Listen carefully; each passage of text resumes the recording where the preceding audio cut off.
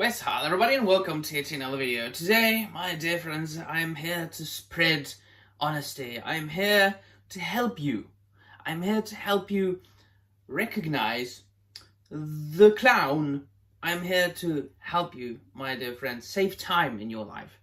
I'm here to help you, my dear friends, go and actually do something that will bring happiness and pleasure, wholesome feelings into your life. Well, of course, then I can't promise you it will happen. You must do it for yourselves, first and foremost. But I can provide you with one piece of advice at a time, and just about the little things. And one of those little things is to really watch YouTubers less, and especially then those YouTubers who belong to the wider pop culture scene.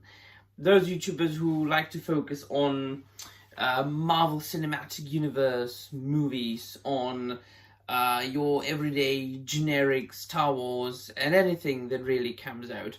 Those who, and many people have pointed out that those big YouTubers out there who call themselves critics, I'm not calling them critics because they are as far from being critics as I am from being a Mickey Mouse.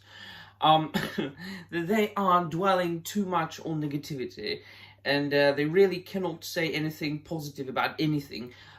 Maybe at most a mention or two in a 3 or 4 hours long live stream. Now, I do not watch those live streams because if I wanted to find a tremendously huge waste of time in my life, I would certainly find some, but it would be something else, something different than watching a YouTuber telling me what I should do, for super chats.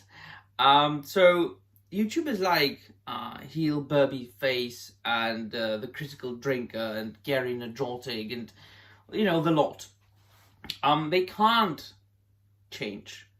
They cannot do anything else, and it has been proved that they are doing this despite the fact that there are good things coming out, and if not brilliant things, because not everything is The Godfather. To be stupidly stereotypical in providing examples of good movies and books. Not everything is The Godfather, right? Not everything is Citizen Kane. Not everything is Alien 1, and so on and so forth. But there are a lot of good things and a lot of decent things. And it is a very tricky thing with that, because months in advance they start talking about these things as if they were already a failure, or if not a failure, then at least a flop, or at least, it will not live up to the expectations. And this is the danger. They are setting up the expectations. They are the ones who are setting up the expectations, and they are the ones who are providing you with the standards. So if you set up a standard months in advance, you will basically not lose, because whatever happens, you will be able to find something that you can say that it failed, and it's not really their fault. It has been proved throughout years that the audiences, they enjoy catchphrases and canned phrases and sentences and words used over and over again, saying the same thing, like, "Name she you, Star Wars is dead, don't give them your money, Hollywood hates you."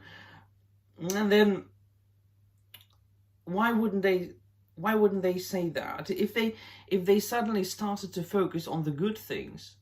Like, for instance, there have been a plethora of well-written comic books in the United States of America mainstream comic book industry, and most of those critics fancy themselves great comic book fans. Gary Nadrotic even had a comic book shop in the past, and they are deliberately avoiding those comic books, like the recent Teenage Mutant Ninja Turtles run, or Absolute Batman, the latest iteration of the Caped Crusader, or some of the latest X-Men, like The Rogue, which was, I think, just came out. I read it digitally. Might actually make a review about that. And that comic book, the Rogue comic book, Rogue in Savage Land, was written and illustrated precisely in the vein of the old Chris Claremont style X-Men comic books. Jim Lee illustrated. Good-looking women with big bosom, action scenes, action-packed story, which is everything that they have been crying for. Beautiful women, masculine heroes in entertainment. No woke! Well, they're avoiding that. Why? Because if they suddenly started praising the good things that are there, readily available for you to purchase and enjoy, people would instantly turn, the wise and clever people, would turn to those things and start enjoying them again. I am now being overly optimistic and maybe even a little bit naive, but maybe, let's say, that there is only this distant possibility that people would suddenly want to enjoy, or not want to enjoy, people want to enjoy things, but they would start enjoying the good comics again. Or people would go to cinema much more, because there are good things to see in cinema at least twice a month these times. And so they would have no need for Az, they would have no need for Gary, they would have no need for the critical drinker to tell them that everything sucks, because firstly, it isn't true. Secondly, they would have other things to spend their money on. Maybe they could use these opportunities to live a little bit more socially, make a cinema experience, a social experience, go to cinema with somebody, live a much better and much wholesome life than spending 5 hours watching a live stream, sending them super chats and buying a plushie of a Mr. Humpty Dumpty Heels versus Babyface. So it is not advantageous for the likes of these YouTubers, to steer your attention away from them. You are their money. You watching their videos, sending them super chats, making them the sweet ad revenue, buying their plushies and their generic coffee beans with their sticker on it. You are their money, and they want your money. They do not care about you. They do not care about the art. They don't care about the art form. They don't care about comics. They don't care about films at all. They see it as business. Bitching about things is business, and as much as possible then. And so people have even pointed out, those who actually watch videos by the critical drinker, those who I think cherish the time in their life a little bit less than me, that he some time ago even started faking his reviews. That if you watch a video of his, for example the latest Nosferatu review, and I do review things very late, yes, sometimes I review a show 2 years later after it comes out. Well, I'm not, calling myself a professional YouTube critic, am I? I'm just a guy who makes videos about whatever I want to make a video about, just out of fun. That when you watch a video of his and then you watch the movie itself, you actually realize that he hasn't seen the movie at all. That he waited for the general consensus of the audience on the internet. And then he gathers opinions from other YouTubers, he reads a Wikipedia summary or something, watches the trailer, and then makes a video based on that. But of course then, if one doesn't watch a film and then makes a video about the film, a review, you will be able to tell. Like, for example, I think he complained, how come that the Nosferatu came out at Christmas? Well, it was set during Christmas, wasn't it? And then, of course, you can't really win in their eyes. Like, everything is bad now. They don't want member berries, all right. And then if the movie does something new and something fresh, They say, oh, we want the old thing. We want Indiana Jones not going through any trials and tribulations. We want him to live happily ever after, and we want a movie, a 2-hour-long movie being done about that. Critical Drinker has made some videos about, you know, how I would make those films, and he like just said, all right, so Indiana Jones would be back with Marion, and they would have their son, and everything would be beautiful. Yeah, I mean, are you a chick or what? Writing scripts like that. And then the latest Alien Romulus film, for instance, I did enjoy it for what it was. And I mean, saying that it would in any universe be comparable to the original Alien from 1979 or the sequel Aliens is an extremely retarded idea and take, but standing on its own, it was a decently made xenomorph space film.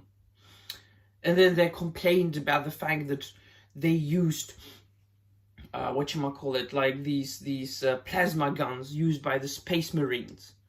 Oh, sorry, Space Marines, Colonial Marines. I'm too much into Warhammer 40k. Colonial Marines. Well, yeah, but I mean, it's in the same universe, isn't it? Why wouldn't... I mean, it's not set in another universe. It's even specifically stated that it's set about 20 years after the first Alien. So what's your problem, fella? So do you want member berries or don't you want member berries? And then, of course, the, like, females. Good-looking females. And that's another matter. That's, like, yet another cast of YouTubers. And there's a huge drama out there on the internet right now about a video game where there is, like, a chick in bikini and a gun. And suddenly everyone is, like, extreme, ultra, right-wing Christian American. Like, oh, the demons! The demons, they are trying to seduce you! Think of the children! Didn't you, like, 2 years ago, like, kept crying that you want good-looking women in entertainment where, you know, there were, like, not as beautiful women in comics, TV shows, animated ones, so on and so forth. And it wasn't even the majority, it was just... those other shows were there as well, and you were crying about them. So, what's that? Why are you crying now suddenly? I mean, what? What am I supposed to think about you? Are you retarded? Or has your brain fallen out of your head? Or are you just using the audiences in YouTube for your own goals, to get money from them, to complain about everything? So suddenly you don't like good-looking women in video games, and you have all forgotten about all those beautiful, good-looking chicks that existed in entertainment for millennia, focusing just on the fantasy genre of the 20th century.